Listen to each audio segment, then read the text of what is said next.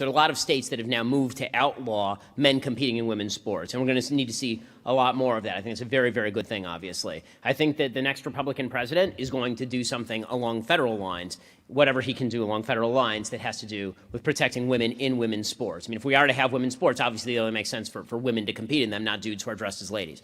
As far as cracking down on criminal activity, one of the great, I think, betrayals of American law enforcement over my entire lifetime has been the failure to prosecute people who are rioting en masse during the Black Lives Matter riots of 2020. Hey, good evening, Ben. I think that it's opened a can of worms that has not yet been closed, which is why you saw mass vandalism, for example, over the weekend in Washington, D.C. by pro-Hamas ralliers. Once people believe that they can do this sort of stuff and get away with it, they tend to do a lot of it, right? That's been known for a very long time. It's James Q. Wilson's broken windows theory about crime. And so the only way to stop this is that a bunch of people are going to have to get arrested, and they should be arrested. If they're engaged in vandalism, if they're engaged in property destruction, if they're engaged in violence, they should go to jail. End of story.